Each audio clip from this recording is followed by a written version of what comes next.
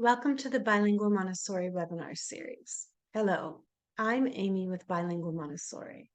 We are here to support you in building stronger bilingual programs. This series has been made possible through Erasmus Plus funding by the European Union.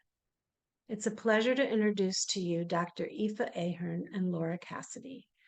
Together, they have collaborated to bring you this shared presentation about language skills and modes of communication through the viewpoint of a Montessori classroom guide and a linguistic researcher. Aoife Ahern is a professor of language education at the Universidad Complutense of Madrid. She's a bilingual education expert and a teacher educator in the area of second language learning. Aoife has published a range of research studies, articles, and books related to the pragmatics, language acquisition, second language teaching and learning, and bilingual literacy instruction. Laura Cassidy currently works as the curriculum coordinator and upper elementary guide at the Montessori Cordoba International School in Spain. She's originally from Scotland and worked there for many years as an elementary teacher working in the schools with high proportions of EAL learners. She started investigating how language is acquired and moved to Edinburgh Council to develop SLA training and resources for teachers across the Scottish state school system. Her passion for autonomous learning led her to the world of Montessori education. She has been an elementary guide for 4 years in Montessori, and she uses her knowledge and experience to develop additional strategies and materials to create a successful and inspiring bilingual Montessori program. Welcome, Aoife and Laura. Thank you. Hello, I'm Aoife Ahern, and I'm speaking to you from Madrid, Spain.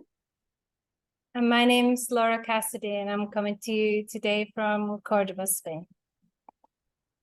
Our talk this afternoon is language skills and modes of communication. So we're going to think about the whole concept of what skills are in this world of languages and language teaching and learning. There's a classical idea that language education has to cover speaking, reading, writing, and listening, and these have been known traditionally as the 4 skills. So we can understand this concept of a skill as an ability that develops when people train themselves or are trained until they gain mastery. However, but from an educational perspective and considering children's development, learning a language is learning to communicate, and above all, it is a socialization process. In other words, it makes sense for the teacher to see the overall purpose of language teaching as a process that triggers the development of children's communicative knowledge in the context of social and personal development. So the idea of teaching the 4 language skills is in some ways inadequate for language education nowadays in a multilingual or a bilingual setting. And this is because it suggests a kind of separation, firstly, of language from the other content that children are learning, for example, just working on listening or writing in an isolated way. Despite the fact that we think and learn using language as a medium, as Lev Vygotsky highlighted. And secondly, the traditional concept of skills is limiting somehow because it suggests uses of language as separate from communication, as if, for instance, writing or speaking were things that we train to be able to do correctly as ends in themselves. So one of the authors of the Common European Framework of Reference for Languages, Brian North, explains that in this way, language is not an abstract thing that we learn because maybe one day we'll use it, or something for training our minds. Actually, we use all the modes available to communicate, and they're essential elements of our ability to lead a fulfilling life, for our relationships, our creative expression, and intellectual activity at all of the stages throughout our lives. So experts in language education and assessment have, over the last decades, advocated for updating this idea of the 4 skills as the main focus in language teaching and in the classroom. When learners become proficient, when they become fluent in a language, they'll be using listening, speaking, reading, and writing as needed for all kinds of purposes in communication. But to help children reach this point, where they'll be able to naturally use, all the different modes of communication as they need to, they need to access language learning activities. We need to provide them with ways to use language at their level of capability, and be able to build on that level of capability, even if their knowledge isn't developed enough to use the language spontaneously. Now, on this slide, we can see how, on one hand, we have the 4 skills as kind of isolated idea of separate abilities that we train and we get capable of using. And then on the right-hand side of this slide, we can see this idea of free and spontaneous ability to use those skills. And in the middle, what we see is a new way of looking at language abilities, following the Common European Framework's recent companion volume, which is like an updated version of the original framework, which is a guide for language education planning and assessment. And we can see in the middle this diagram from the Common European Framework companion volume, where a more contextualized view of language learning is present. And the authors propose that language education consists of practicing and working with the modes of communication. And these are the modes of communication that we need to think about in planning for learning objectives, for lesson objectives, and for assessment, and for activities for lessons. So reading and listening are now considered reception, the reception part of the reception mode, where learners are receiving messages in the target language, whether by hearing or by reading it. And production is another mode of communication where the language comes out of the learner, where we say things or write things or produce messages using the language. Then we have something in between, which is interaction, and then another mode of communication, which is also between but kind of beyond interaction, which is known as mediation. And I'm going to explain all of these a little bit more slowly now. So reception, and to sum up briefly before explaining a bit more detail, reception and production are both divided into spoken and written. So we have in reception, reading and hearing and listening. And then we have in production, speaking and writing, or signing, it could be.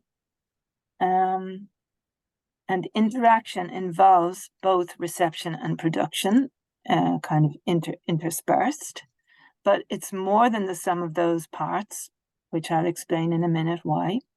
And mediation involves both reception and production, and often interaction. So that's why we see this diagram put out the way it is. So the receptive modes of communication also include some sub-skills. So we work on reception when children are hearing or reading a continuous stream of language. For example, that might be when children listen to a story in group listening or a presentation by a teacher. And they may need to listen for a couple of minutes to hear instructions for something they'll be doing. And so within this, this area of reception and in listening and reading, there are some subskills that also it's good to be aware of. The learner needs to be able to use the situation to build an understanding of the message. Maybe if we haven't got enough vocabulary or knowledge of grammar to really understand fully, it's a skill to hold on to what you can in the language you're hearing or reading, to try to build up an understanding of what the message is. Another subskill is to notice words we don't understand and keep those words in our mind until we can find out what they mean. That's quite complex, but it's part of the language learning process, obviously. And also to be able to show when we do understand and when we don't understand, using communicative resources like gesture, actions, and verbal responses, saying things. And so in a classroom with children, it should be a welcome subskill when we can see that a child is consciously showing that they don't understand or that they do understand. The productive modes of communication is where learners or speakers express messages.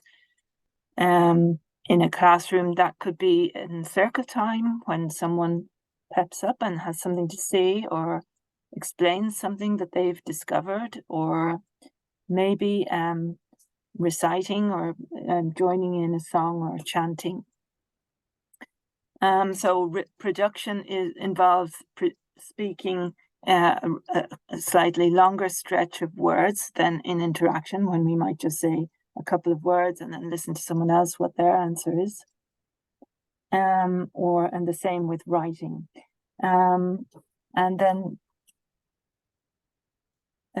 children can also use the second language in writing. For example, learning logs, where they'll be keeping track of what they've been doing in their learning, and then based on that productive use, that production in writing, have an interaction with the guide, with the teacher.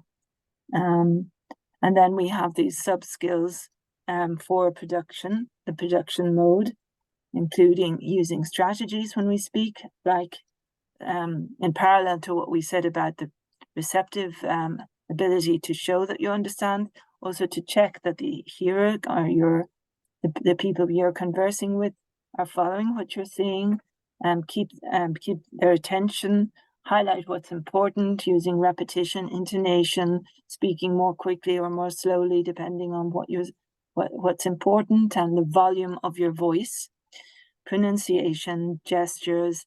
And here I have this distinction between iconic gestures, like, for example, saying okay, and then beat gestures. Beat gestures are when we use our hands following the rhythm of what we're saying, and that's known to be helpful for both speaking more clearly and for helping people to follow what you're saying. I'm doing it now.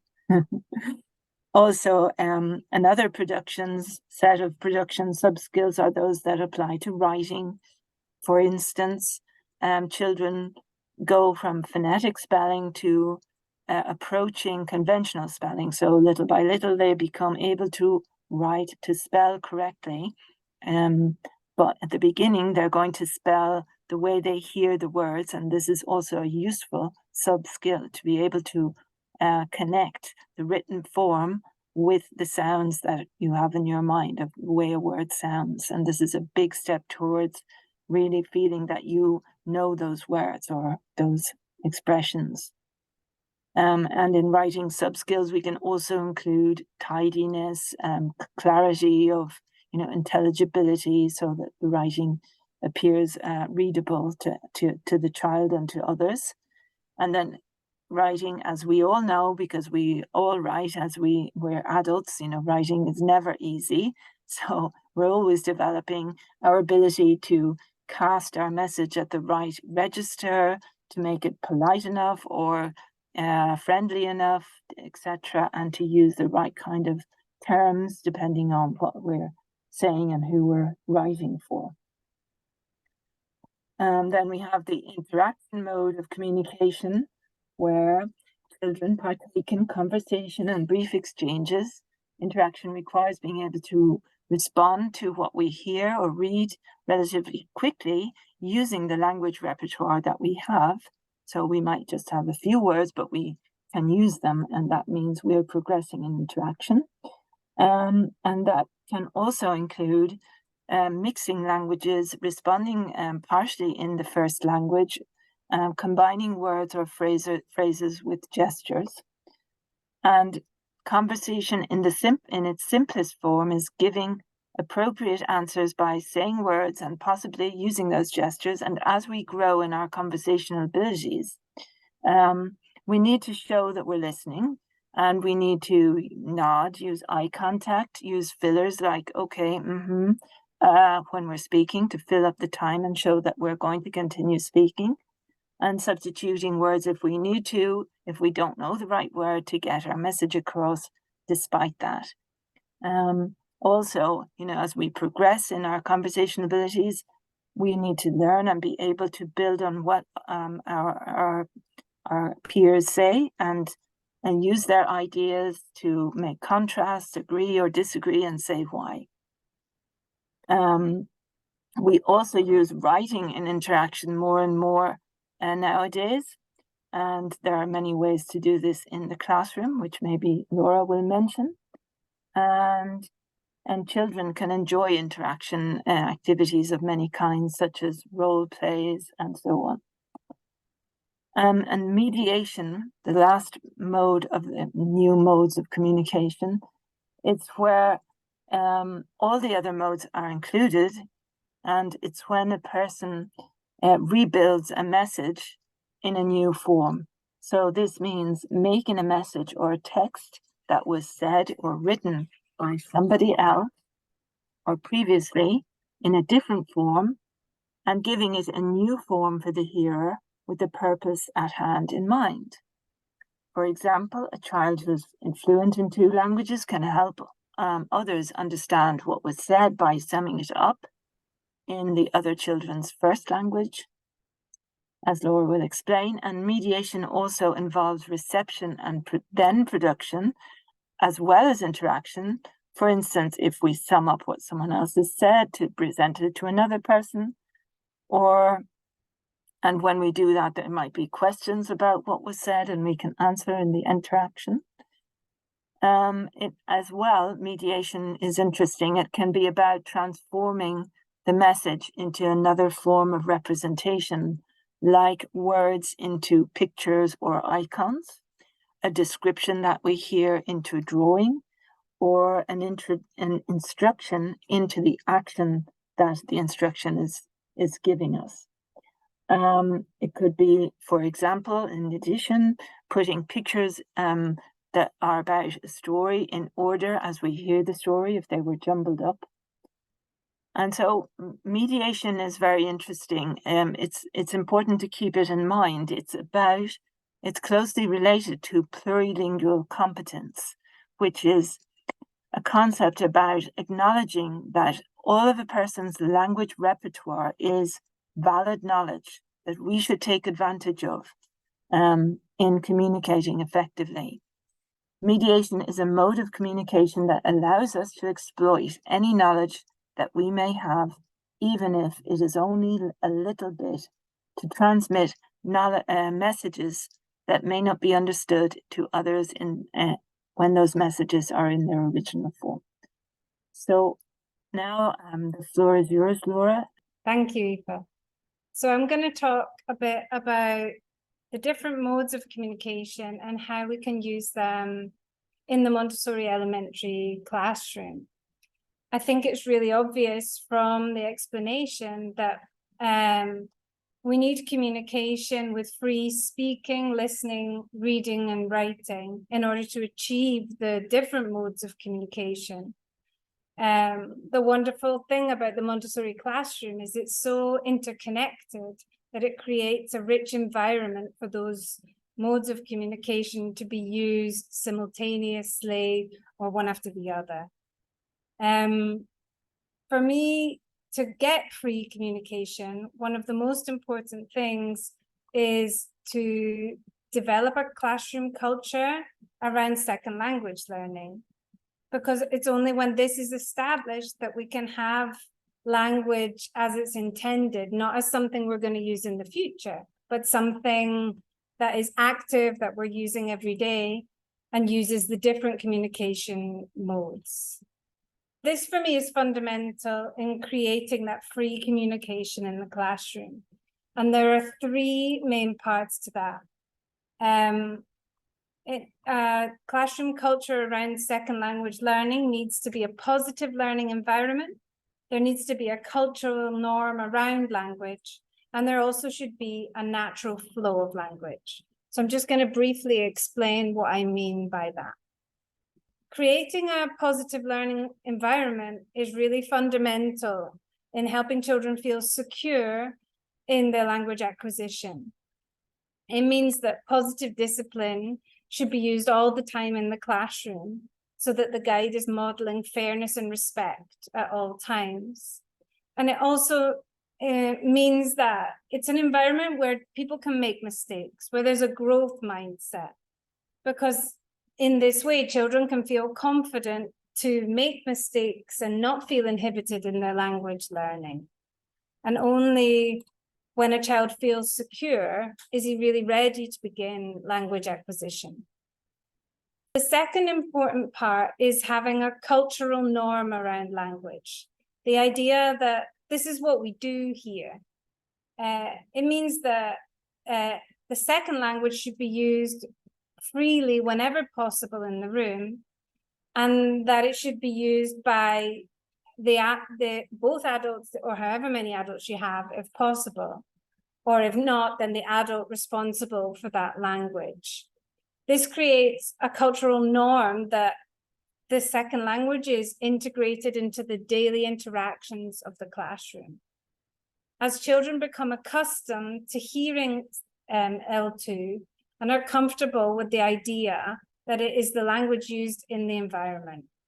And then this leads to a natural process where the children are using the second language because that's what we do, not necessarily through a conscious choice on the part of the learner.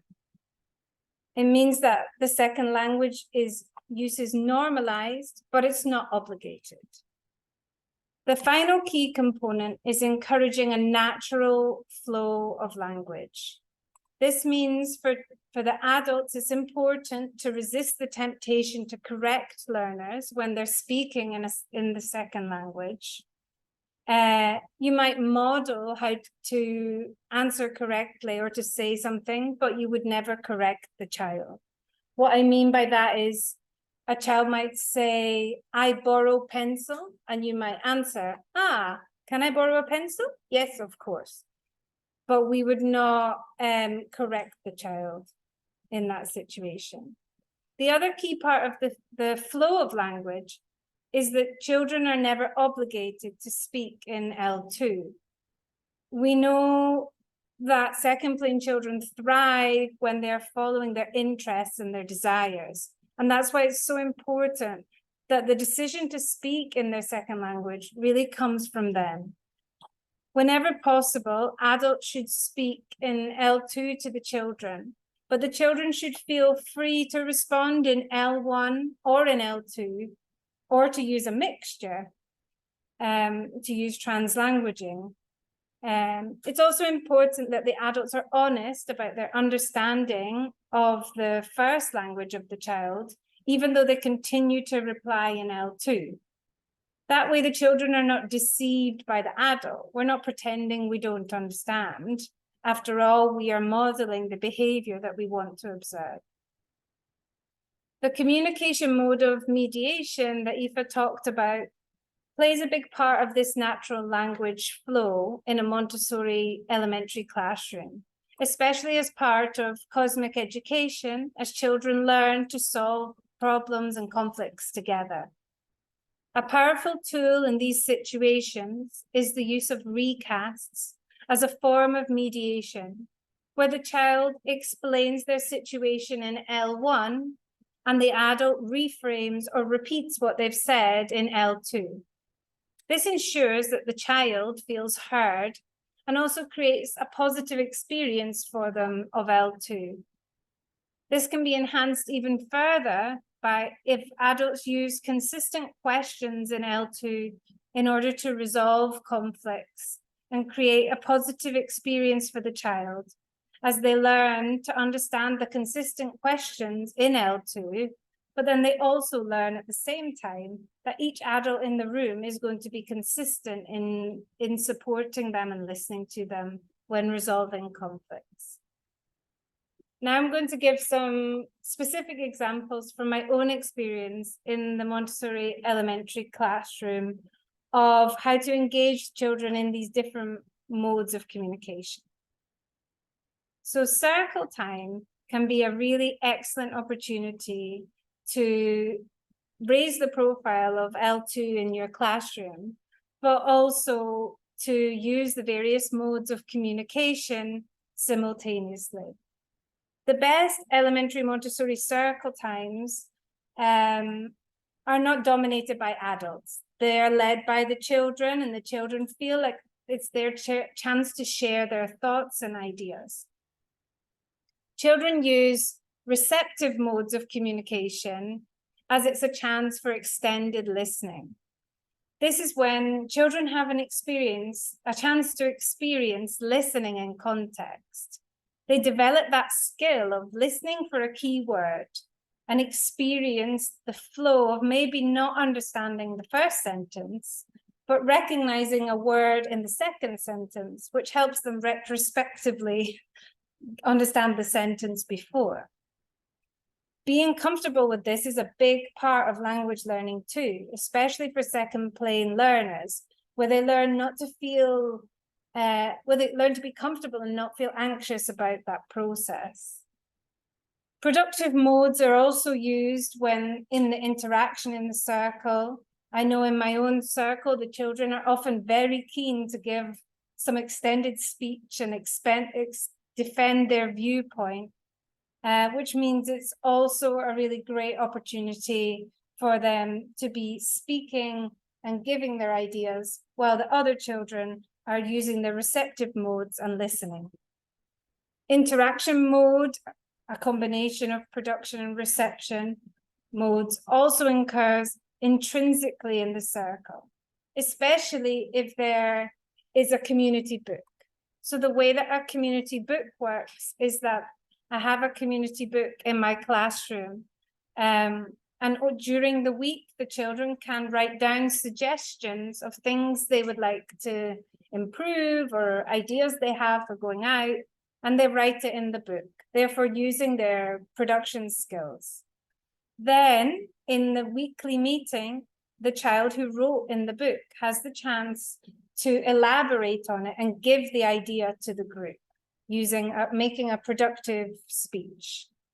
At this time, the other children are listening to that child and using their receptive skills. And then quite often a debate will ensue at this point. And so then we're looking again at mediation and interaction. This meeting should ideally be chaired by an older child, and they very often take the role of mediator, and paraphrasing also becomes part of what they do. An important point about the circle is that it's important that translation is not used during the circle. From my own experience, that if I'm speaking in L2 and my assistant translates in the moment, the children stop listening to me. They just wait for the other person to finish talking. So that's why it's so important that the translation is kept for the end of the circle. Children don't need to feel insecure if they haven't understood, because they know there will be a moment at the end where they can ask for clarification or a translation. At this point, another child in the class usually offers to translate what has been said into their native language, which again is the child who gives the translation is using their mediation skills, to paraphrase and give a summary of what has happened. Daily routines are also really important for creating opportunities for interaction and repetition of vocabulary. Lunchtime is a fantastic time for really improving communication modes. Children use their receptive skills when they're listening for instructions and keywords.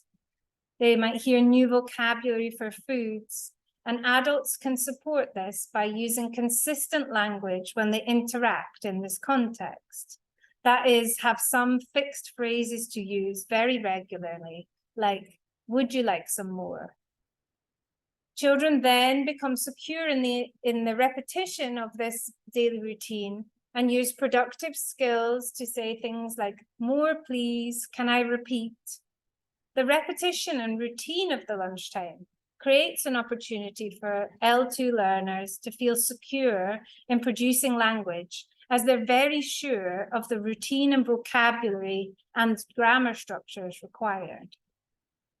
Lunchtime also allows for interaction in a more casual way and encourages children to have conversations in smaller groups. Mediation skills can also be part of lunchtime as children solve problems such as who is sitting where or how much food is available to repeat. Other daily routines that provide rich opportunities for natural interaction include welcoming the children in the morning, reading the date on the board, and discussing the plan for the day. Giving instructions also is a good opportunity for children to use their receptive skills. A good trick is to give these instructions in threes, so I will give them with a visual of 3, so the children know what to listen for and expect. In my class, we say tidy up, work journals, silent reading. So the children know they always have to listen for 3 keywords. Allowing a dedicated time for reading creates, of course, the opportunity to develop reading skills, but actually creating a system for group reading creates an opportunity for all 4 modes of communication. Typically, reading in a group with an adult present at least twice a week allows children to develop their receptive skills while reading themselves, but also while listening to the other children in the group reading. The adult's role in this setting is really important, as they ensure that the children are using L2 to communicate with each other. It also allows for interactive and mediation modes of communication to be used.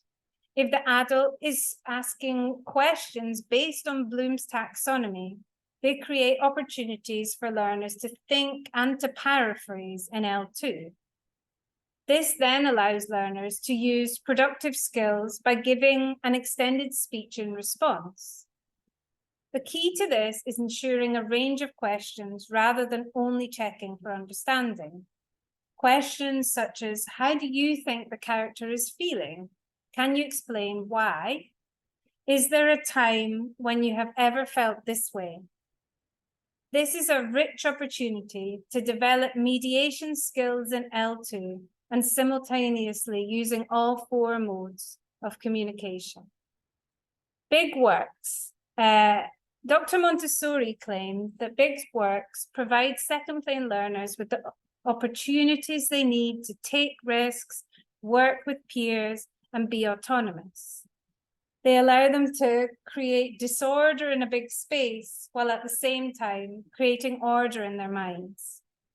And when Montessori was talking about this, she wasn't specifically considering L2 learners, but big works do just naturally create really rich opportunities for second language learning. For big works to be effective, though, they need to be carefully scaffolded to the needs of each child. This again ensures language progression and satisfies the needs of the learners to feel secure in their language learning. Receptive skills are used during initial presentations, children need to use prolonged listening. Also, it's a great chance to introduce new vocabulary using nomenclatures and using the charts. Also having the visuals means that translation is not relied upon and the child can be thinking in their second language.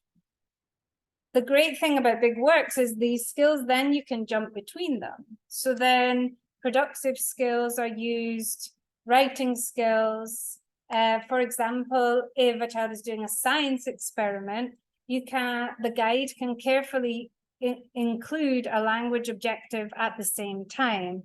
So the child has the pleasure of doing a scientific investigation, but they're also enjoying learning to write a sentence.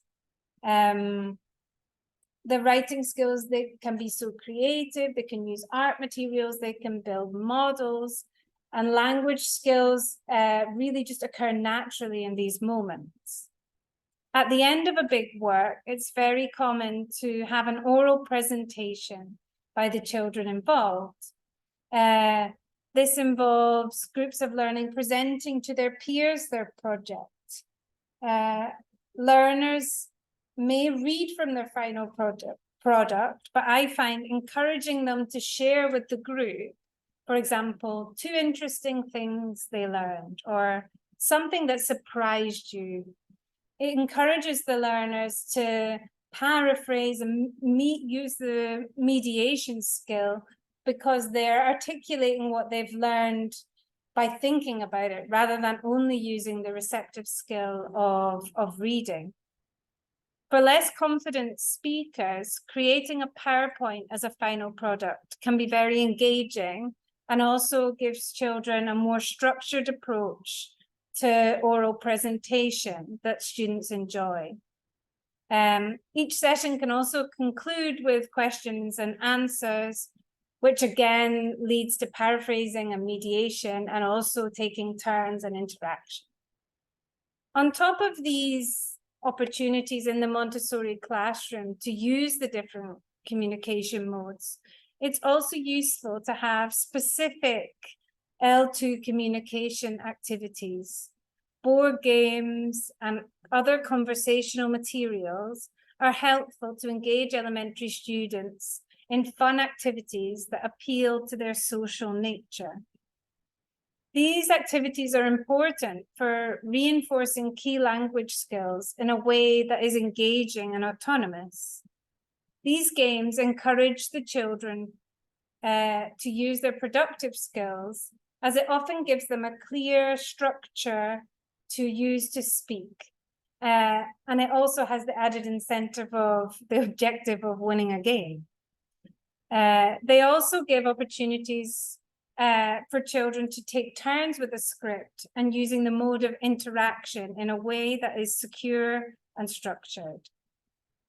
These games could also reinforce a particular grammar point or structure. For example, in my class, we have lots of games around the past tense. And while the children are playing the games, they're using the receptive skills. But then what we observe is that later, when they're doing other works, what they've practiced will come out in their productive skills of writing or speaking.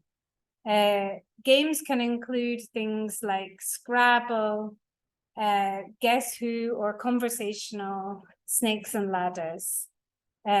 These games will all be included in the resource list that will be shared on the website.